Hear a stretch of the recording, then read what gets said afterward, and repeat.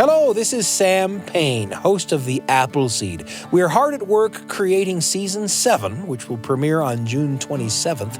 But in the meantime, we've got exciting news. Have you ever listened to The Appleseed and thought, I can do that, I got a story to tell? Well, now's your chance. This summer, we're collecting your stories. We'll air them in a special episode of The Appleseed called DIY Stories. The episode will air in August, and we want to hear from you. We'd especially love to hear the stories you shared after listening to an episode of The Appleseed. Which memories and stories were sparked by listening? Find a quiet spot, record it on your phone.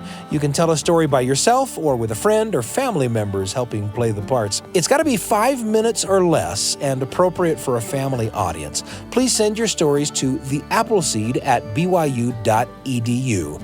And you just may end up on The Appleseed. Stories must be submitted by June 31st, 2024 to be considered. We'll see you on June 27th as we launch Season 7, featuring Donald Davis, Bill Lepp, Donna Washington, and maybe you. In the meantime, our companion podcast, Kaboom, has just launched its summer series. It's called Quentin Manning, Detective for Justice. You can listen over at Kaboom, but to give you a taste, we've posted the first episode here.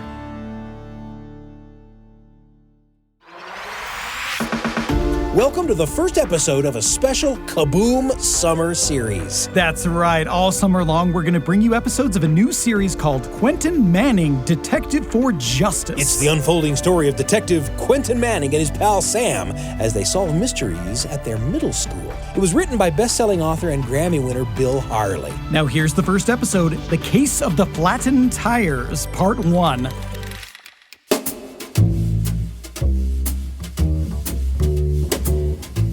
The name is Manning, Quentin Manning. I'm in 6th grade at Marlow Middle School. You're about to hear an important moment in the annals of crime detection. It's when I accepted my calling. I owe it all to Deke Benchley and his creator, Rip Sturgeon. Of course, I won't spoil the mystery. Only to say that Deke Benchley shows his prowess in discovering the plans of the evil house renovator. Quentin. Many consider the case of the cursed candelabra the finest of the Deke Benchley series. Quentin, thank you. One wonders how important this book is in showing Benchley's commitment to justice and protecting the earth and all its creatures. But structurally, and for all it shows us... Quentin? Yes? Jimmy! Timmy! Class! Enough! I think we've all heard enough. Thank you, Mrs. Turbot. Just a few conclusions. I meant you, Quentin. That's all for today. We'll finish the book reports tomorrow. Hey, Quentin. Deke Benchley's a loser. Yeah, a bozo. Actually, Jimmy and Timmy, many consider him a genius. Right, a genius. Like you. Like you. A genius. Quentin Manning, Detective for Dummies. Yeah, for dummies. Quentin, don't argue with the Burmick twins. You can never win.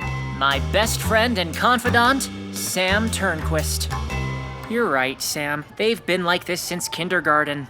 Let's go to lunch. They're serving tater tots. Quentin? Yes, Mrs. Turbot? Do you think you might do your next book report on something other than the Deke Benchley series? Why would I do that? Just to expand your horizons a little. Quentin, they only make so many tater tots each day. But so these are the best books in print about the best detective written by the best author, Rip Sturgeon. Look how many books he's written. Quentin, it's not clear to me that Rip Sturgeon is really the author. What do you mean? Of course he is. He's written all of the Deke Benchley books. I know it says that, but sometimes with a series, there are a number of writers who work on the books. Rip Sturgeon might just be a pen name for... That may be for other series, but not this one. Rip Sturgeon is highly respected. It says so on the back of the book. Look. It might be interesting to do a little research on... I have written to Mr. Sturgeon many times. I'm quite sure Quentin, the tater tots are waiting for me. I just think... Never mind. Thanks for your interest, Mrs. Turbot. Yeah, tater tot time. I ignored Mrs. Turbott's well-meant objections, but the Burmick's suggestion that I was some kind of detective reverberated in my head. I couldn't get my mind off it. Maybe I was some kind of detective. Maybe a detective was just what Marlowe Middle School needed. A detective for justice. Tater tots. Sam, I've been thinking. Not unusual for you. Would you be interested in sharing some of your tater tots? May I? Sure. Thanks. I think we're ready. Ready for what? I think this school needs a detective. A what? A detective. Like Deke Benchley, to solve mysteries in school. First of all, Deke Benchley is just a story. Second, the school can barely pay for librarians. Forget detectives. And third, what mysteries? We can be the detectives. Why are you using the word we? I need an assistant. Every great detective has an assistant who offers abetment. Abetment? He gives him bedment? Abetment. It means help. Well, that's a ridiculous word.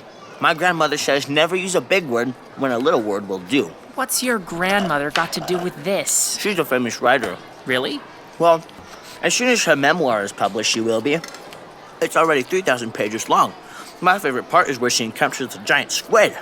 I've read all 46 Deke Benchley books and know everything about being a detective, but I need an assistant, like Deke Benchley's assistant, Frank. I think you would make an excellent assistant detective. Really? No one's ever told me I make a great assistant detective. What do I have to do? Just help me out. Do I get paid for it? Probably not. Detectives for justice don't worry about money. Although there are other types of rewards. Food? Well, at the end of the case of the Royal Robbers, book number 36, Deke Benchley was invited by the King of Betronia to a large banquet. Was Frank invited? Sam, you're asking trivial questions. Do you want to be my assistant or not? Okay, as long as you invite me to the banquet. There isn't one. But if there is one, you have to invite me. Then I'll be your assistant. Fine. I'll meet you at the bike rack after school. Wait a minute. I take the bus. If I miss it, I'll be late for my snack. And my grandmother makes great snacks. Sam, I need your help. We'll compare notes on the ride home. I don't have a bike. You can walk along beside me. I'll miss my snack. Okay, you can take the bus home after we compare notes. About what? To see if we found any mysteries. Keep your eyes open. But if I miss the bus, I won't get I'll make sure you get on the bus. Okay, I'm in. Great. See you after school. Okay, Chief. Chief? You're the head detective, and I'm the assistant. I call you Chief. See you, Chief. Not a perfect choice for assistant, but I thought with a little training, Sam would fit the bill. Ah, where is he? I can't miss the bus. Quentin, finally. I have no notes, I found no mystery. I have to go. See ya. Wait, let's make a plan. Well, my plan is to get on the bus and go home in time for a snack. All right. I didn't find a mystery either. Hey, wait. Look at this. My tires are flat. Yeah, I noticed that. In fact, all the tires are flat. How did you get to school on a flat tire? Well, it was full this morning. Sam, we've got our first mystery. Really? What is it? Sam, look in front of you. Bikes with flat tires? Somebody flattened them. Who? That's what I mean. It's a mystery. We don't know who did it. I sure hope someone finds that creep. What a low-down dirty... Sam, we will find them. Them? I suspect Jimmy and Timmy Burmick. This is the kind of thing they might do. Really? Really. And we'll catch them. We will? Yes, we're detectives now. Oh, right. This is a mystery. The case of the flattened tires. Great, we've got a mystery. I think I could still make my... Sorry, Sam. I guess we'll both have to walk home. We can talk about the case. Quentin, you live in the opposite direction. All right, you can walk home. Let's plan to be here early. Hey, see you tomorrow. Uh-oh. What? That girl. She's very scary. Hey, look at my tire. Lucky for her, we're here to help. Help? Her? She doesn't need help. No one messes with her. I find out who did this. Excuse me. Bad idea. Don't talk to her. Do you know anything about this? Actually, I do. I was just investigating. Investigating? What do you mean? Well, my assistant and I are investigating the crime scene so we can find the perpetrators. What? Like you're some kind of detectives or something? Precisely. I hate to inform you, but you're 6th graders. And detectives. You've got to be kidding. I don't kid about crime. You're Sam Turnquist, right? You're in my math class. Yeah, sort of. And who are you? Quentin Manning, Detective for Justice. At your service. May I ask your name, ma'am? Ma'am. My name is Sydney Plum. Nice to meet you. Don't worry. I'll get to the bottom of this. Well, while you guys investigate, I'm gonna go tell my mom. I think we can take care of this. No need to involve parents. Maybe you don't know who my mom is. I guess her name is Mrs. Plum? Mrs. Plum? Your mom is Mrs. Plum? Sam, it makes sense her mother's name is Mrs. Plum. Her last name is Plum, so there's a very good chance her mother's name is Plum. That's not what I mean. It's the Mrs. Plum. Right. Sam, Plum is not an uncommon name. There may be hundreds, even thousands. So there's no the Mrs. Plum. As a matter of fact, I know of another Mrs. Plum who works right here at the school. That's what I'm saying. The Mrs. Plum. You probably know her too. She's the custodian. You know, the one that threatened to tie the boys up by their ankles if they used magic markers on the walls? Quentin. To my mind, she's too severe. And you know how they say that custodians always smell like disinfectant? Whew. Boy, you can really smell her coming. Quentin! It's true. That's what I'm saying. Her mom is that Mrs. I've never Plum. really had any interactions. Oh, wait! The Mrs. Plum! That's what I'm saying. Oh, what a coincidence. Anything else to add about my mom? No, ma'am. So, I'll just go tell my mom about it if that's all right with you. That's perfect. Thanks. Yes, an excellent idea. Tell her I'll be interviewing her tomorrow. I'll do that. Well, that was productive. It was? We've got someone we can ask for information. Let's meet here tomorrow morning at 7:45. 7:45? Are you kidding? The buses don't even get here until 8. I know, but this case requires a stakeout. A what? A stakeout. Deke Benchley does it all the time. But I won't be here. The bus gets here at 8. Have your mom bring you. But that means getting up even earlier. My mom has to be at her job at 7:30, and my grandmother doesn't drive. Sam, a good detective has to give up creature comforts for a case. Whatever creature comforts are, I don't think I want to give them up, and I'm only an assistant. You won't regret it. Wait until we solve our first case. Think of all the people we will help. You'll be proud. There better be a banquet. Tomorrow morning, 7:45. Other than the little mix-up about Mrs. Plum, things were going great.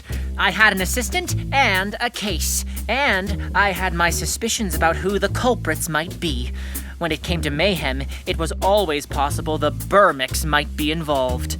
On my walk home, I decided to write to Rip Sturgeon, telling him about my detective agency and the new case.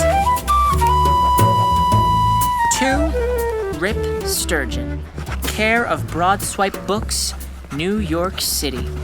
Dear Mr. Sturgeon, I am happy to inform you that, influenced by your portrayal of Deke Benchley, I have gone into business as a detective for justice. We, and I include my recently retained assistant, Sam Turnquist, are already investigating an important case. I have also recently noticed that in the case of the Phantom Park Ranger, book number 12, that you have misspelled Deke Benchley's office manager's name. The word marigold is spelled without an I in the first syllable. Was that an intentional or an editorial oversight? I eagerly await your reply. Sincerely, Quentin Manning, Detective for Justice. Oh, P.S. My language arts teacher questioned your existence. I did not laugh at her ridiculous suggestion, but assured her that you were a living, breathing author. And so, it was time to set the trap. I believed the only question was what we would do with the tire flatteners once they were caught. But my well-laid plans hit some unexpected complications. Until next time, this is your humble servant, Quentin Manning, Detective for Justice.